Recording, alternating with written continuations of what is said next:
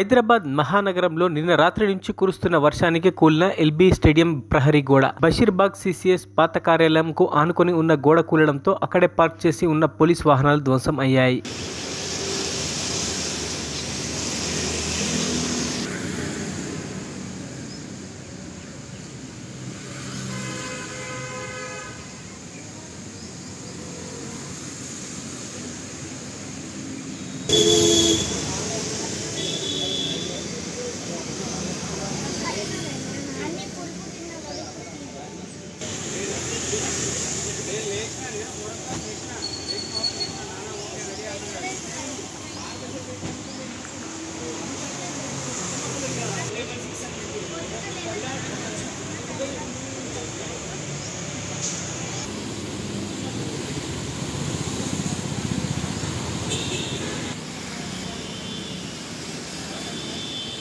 మరిన్ని అప్డేట్స్ కోసం మా ఛానల్ని సబ్స్క్రైబ్ చేయండి.